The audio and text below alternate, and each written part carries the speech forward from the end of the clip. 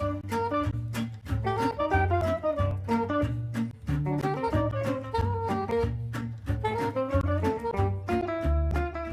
evening, welcome to Conversations. I'm Isaac BenEzra, host and co-producer.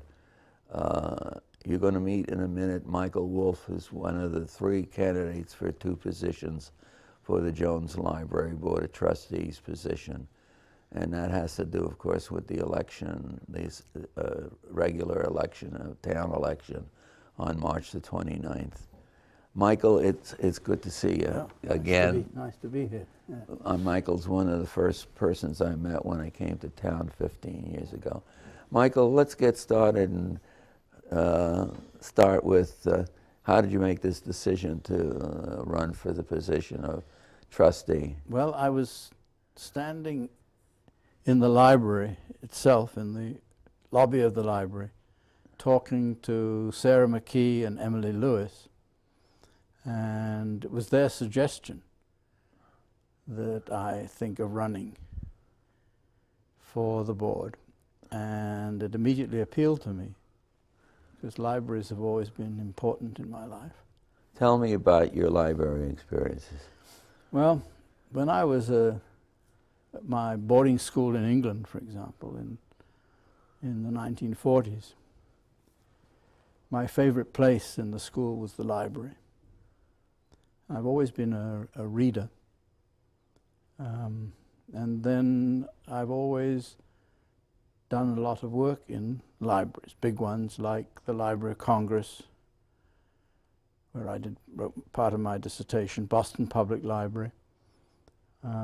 Later on, I did some work in the British Museum, which was the major English library before it split off into the British Library and the British Museum. And what else? Cambridge University Library, where I was an undergraduate, and also the Bodleian Library, which is the big library at Oxford University.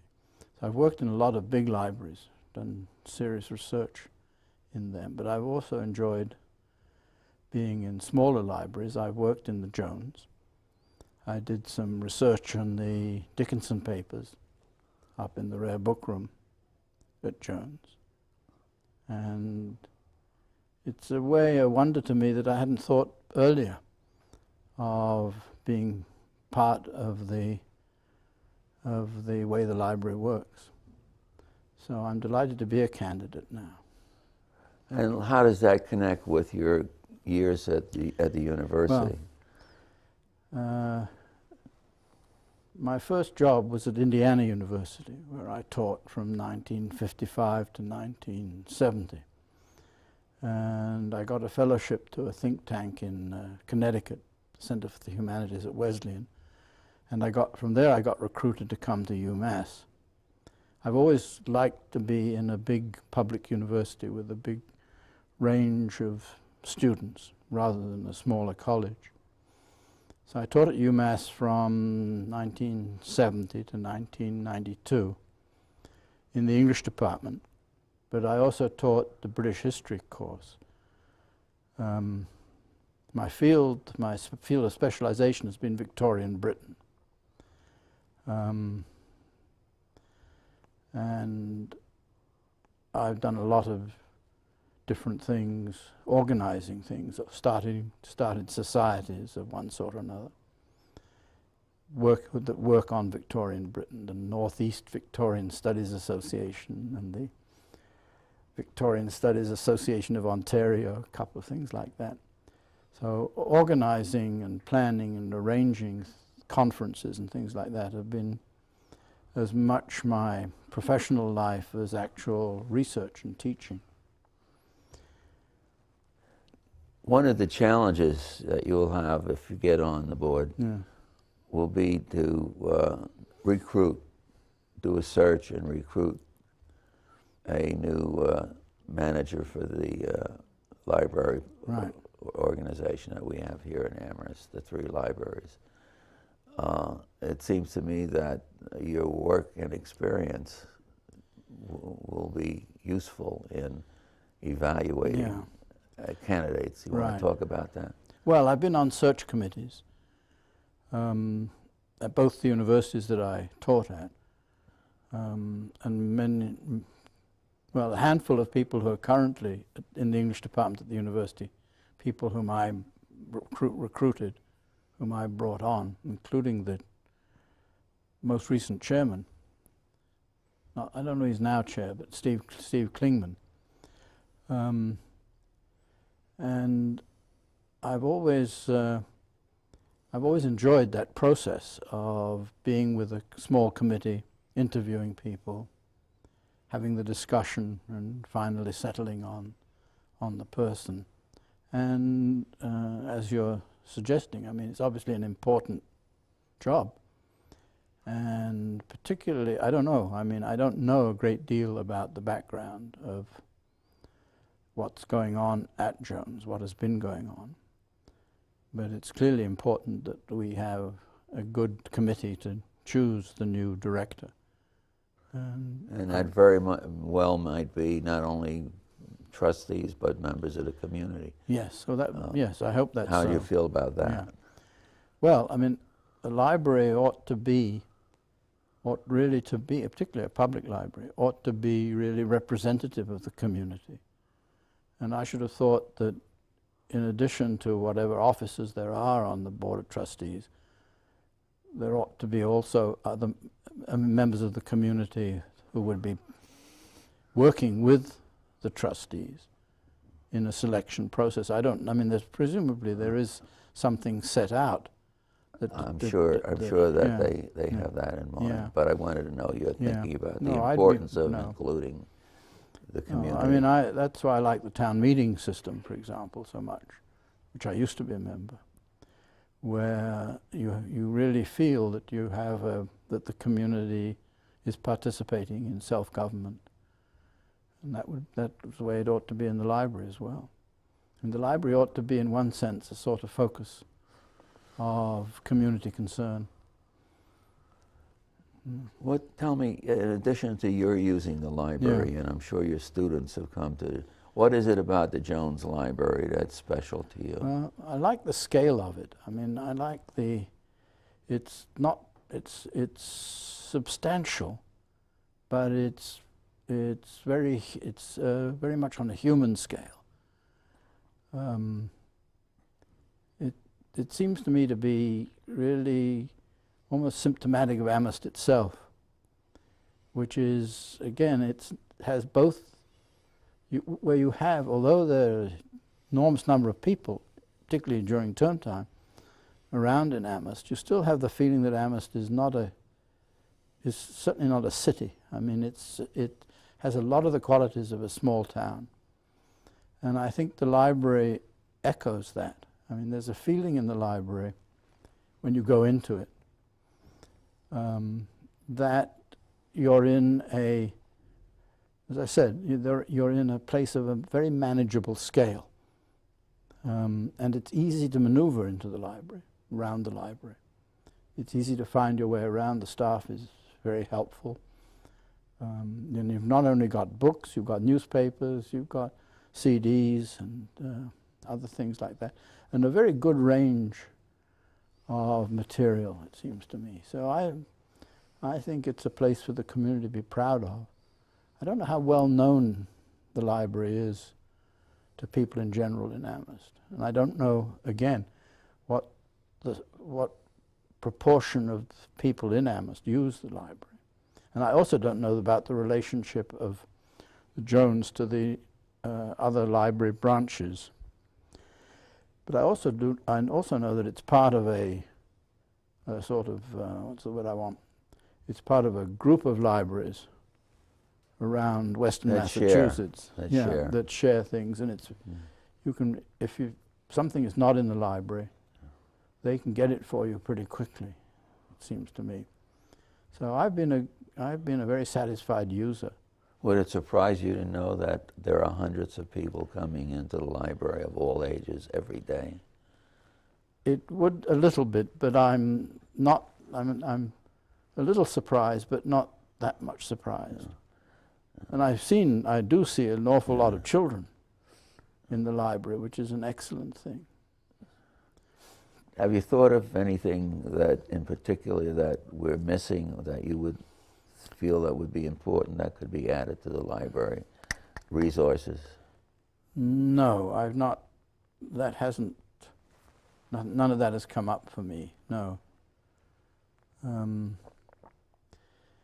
That may just be personal. I mean, I've never found That you couldn't find things that I needed. And Interlibrary Loan has always been able to supply anything I wanted that wasn't right there. And again, as I say, working in the rare book room was a real delight when I worked on the Dickinson papers. Now, you've had some background. Earlier we talked about working on committees and budgets. And, do you feel comfortable in that area? Has that been an area that you've been able to spend time on? I mean, I'm a good accountant. I mean, I'm good with figures. And I'm not at all intimidated by any anxieties to do with matters of budget or anything like that. So I should be, I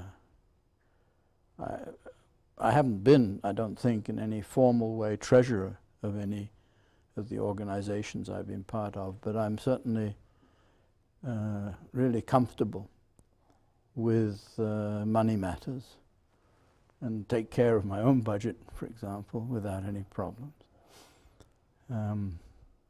So that's not anything that would worry me, and not only not, but it's something that I would see as a major part of the responsibility of a trustee, to be confidently in charge of the finances of the library.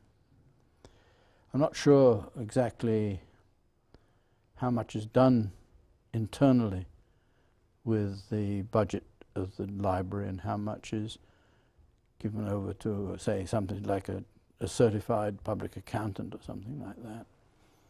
But well, you'll find out. I'll find that you'll out find out if I succeed. Any other nonprofit, there are priorities. And you have to know the extent of where the resources are going to come. Right, and I know there is a trust, so you're dealing with not only trust funds that contribute to the operation, but the town budget, which you're an integral part of. Right, and everybody knows that these are difficult times.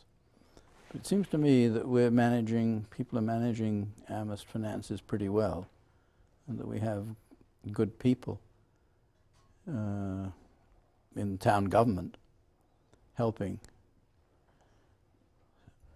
We're going to take a break for about a second, and all right. Maybe we can just turn to, tell us about your life here with Sarah. I think many people know Sarah Wolff, and you've been in the community, and you've been involved with other things. Let's talk about some of that. Yeah, well, I met Sarah in New York when I was a graduate student at Princeton, but I already had my job at Indiana University. And we had a very swift courtship.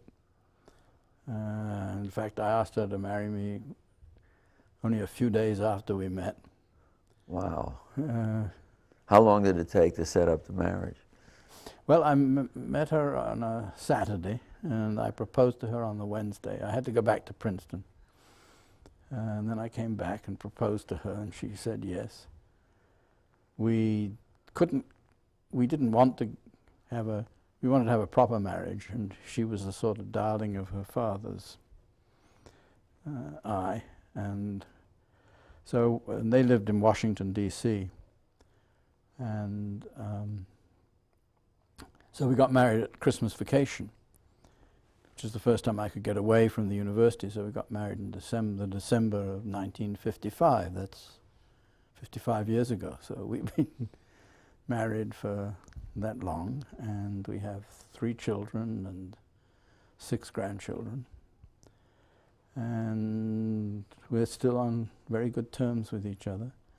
I've been very proud of Sarah's career. Started a bit late, as is often the case with women of that generation. But she got her doctorate at UMass and became a practicing psychologist, psychotherapist, and was head of the of behavioral health at Kaiser, which then became Valley Medical Group. And it was there that she started working with older women and formed this group of older women, which met at Bangs, what was originally going to be just 6 weeks, but it went on for 7 years. And Sarah kept careful notes for each meeting, and those notes she turned into this book, which she's just published, which Collective Copies, or Levelers Press, was published for her. What's the title? It's called Vital Aging. Okay. And she's going to be doing some readings locally. I'll have to bring Sarah on one of these days. Yes. It'll be a good opportunity. I've had Norton Juster and other authors. Yeah. No, and she's being asked to speak in senior centers around this area. And she's going to be talking to Learning in Retirement, which is an organization I'm an active member of. In fact, they're meeting here once a month. Yes, well, I had a seminar in this building on the Supreme Court that one of our members ran, which I very much enjoyed. So, and we both, do a lot of exercise and are in pretty good shape for our age, I think. I can't remember what your original question was. That's okay, but what's striking to me is I thought I had a swift relationship. I met Hilda, and 2 weeks later I proposed, and it took 3 weeks to arrange the wedding because the family insisted on a wedding. Well, and that was 55 and a half years ago, and of course, as you know, Hilda died 5 years ago this week. But we knew what we liked, and we didn't waste any time. You're very lucky if you find the right person. So romance was in the air. Yes. But it was a very different time. We lived 1950s, yes. It was right after World War II. Right. And careers were being built, and opportunities were greater than they are today for graduates. I mean, it was for me, I met a group of Columbia Fulbright students in England after I had finished my undergraduate work and done my national service in the British Army. And it was they who persuaded me to come to graduate school in the States. That was in 1951. And it was really very interesting to move from England, where I was a sort of aspiring lower middle class Jew who was trying to move up, to come to the States, where I was an educated, well-accented Englishman with a Cambridge degree. And everything opened up for me in this country. I was like an old-fashioned immigrant. I mean, I came here and the streets were paved with gold. I mean, it was wonderful.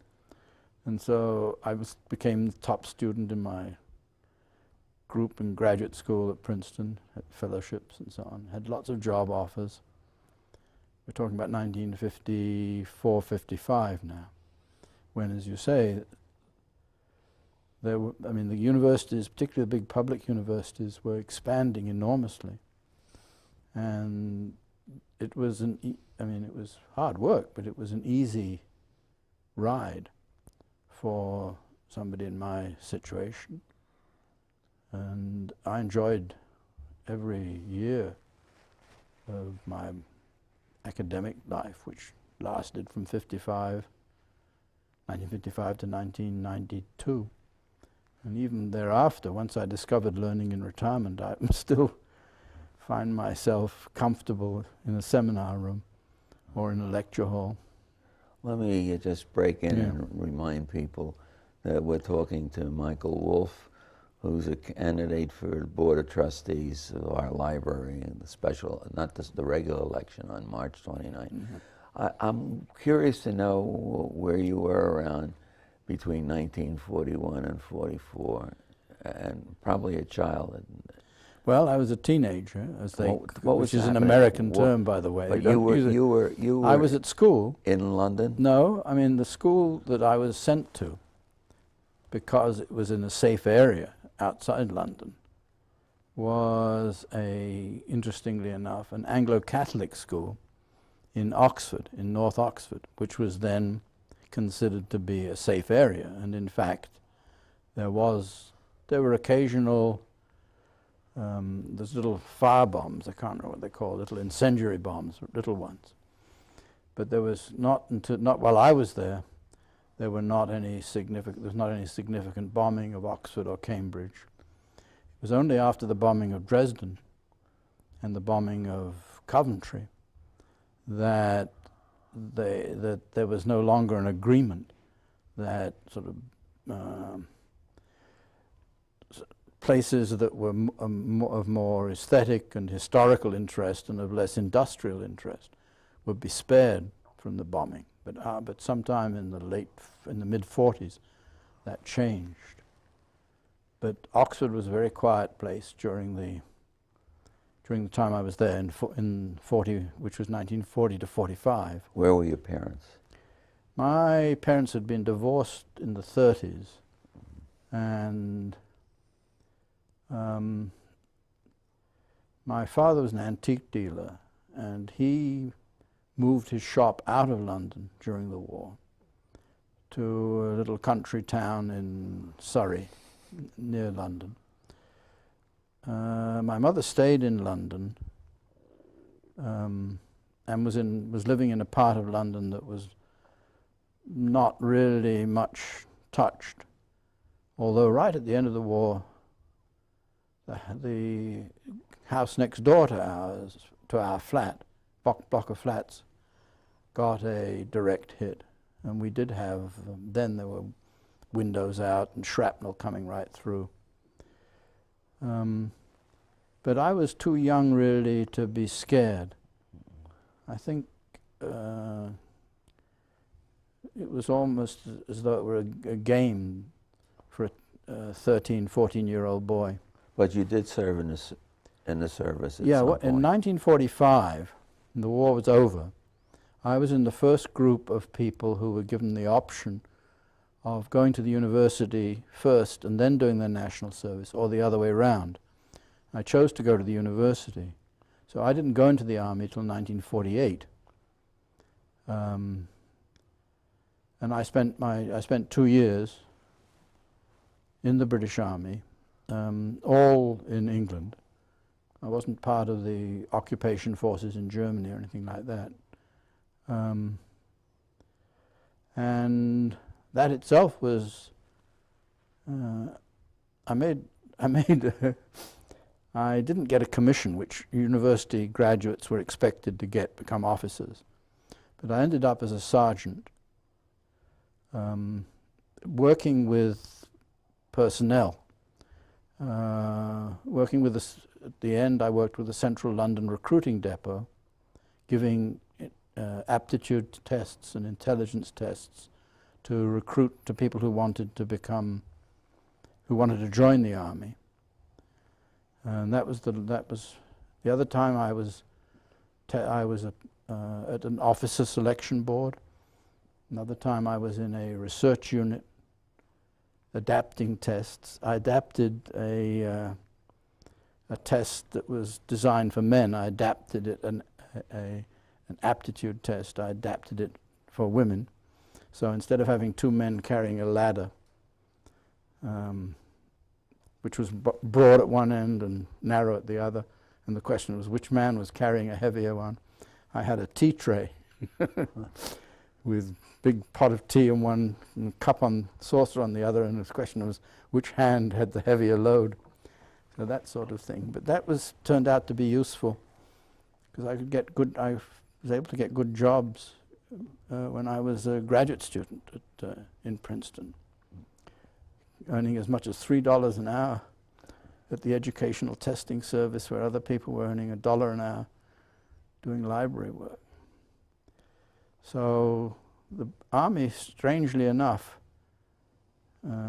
that was the road not taken. I mean, if I had not fouled up my interview for a commission, that would have been a quite different life, to have ended up as a junior officer in the Army instead of a drill sergeant.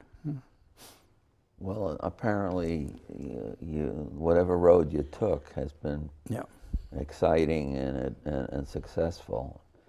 The best part is meeting Sarah somewhere in this world at the right moment. That's right, indeed. When it comes down to it, all these other things are secondary. Indeed, certainly so.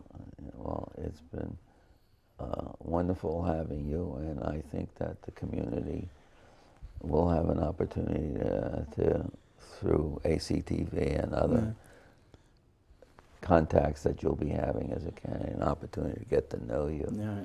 I'm sure you will have a lot to contribute, and have already contributed to our community in so many ways. Well, I'm grateful to you for all the community service you've done, including this program, which is a delight. Would you read one of these poems? Yes, certainly. Let me just preface it. I reached my 85th birthday on the 18th of this month, and what do you give as a gift to somebody who reaches the age of 85? This happens to be one of them, Unexpectedly 80, and Other Adaptations by Judith Fiorce, author of I'm Too Young to Be 70 and Suddenly 60. How about the one with the friends at the restaurant? Here at the restaurant. Yeah, I'll be glad to read it.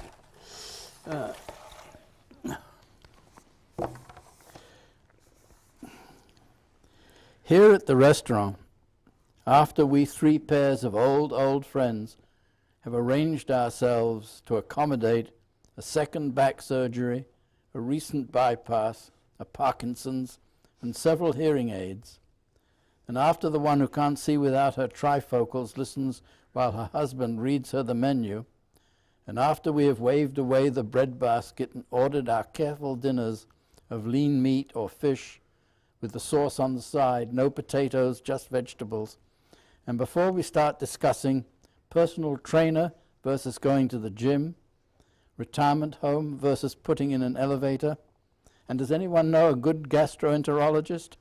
And is anyone else having trouble with their feet? And should we be doing something with probiotics?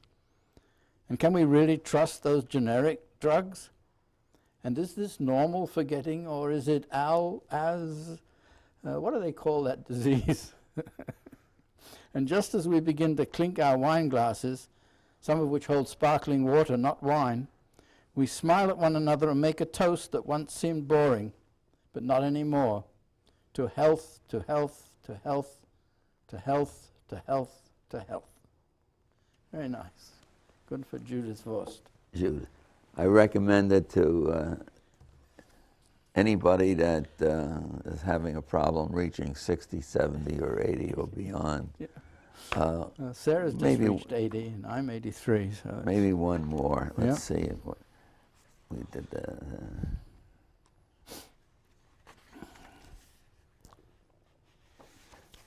How about I don't intend to gently fade away? Do not go gentle into that good night. That's what Dylan Thomas told his father. I don't intend to gently fade away.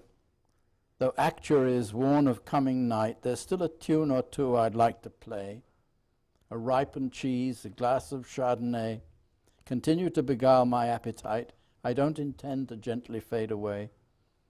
His hand on my bare shoulder can allay the fear that passion's finally taken flight. There's still a tune or two I'd like to play. A grandchild's poem or masterpiece in clay has not yet ceased to fill me with delight. I don't intend to gently fade away. The world has much against which to inveigh, but it still remains beloved in my sight. There's still a tune or two I'd like to play. I hope to see another's another spring's array, another autumn's slanted golden light. I don't intend to gently fade away. There's still a tune or two I'd like to play. Very good. That's very neat, clever, that, the rhyme scheme. Michael. Yeah. Well, thank you, Isaac. I'm glad you're not fading away. And at our age, we agree to continue. Right. Right. Indeed. To continue. This is Isaac BenEzra, once again, host of Conversations, saying good night. It's been a pleasure talking with Michael Wolff, who's a candidate for Board of Trustees at the library. And you'll have an opportunity to watch this program along with the other candidates in the weeks to come. My thanks once again to the students who make this possible, and of course to my colleagues here at ACTV. Good night. See you next week.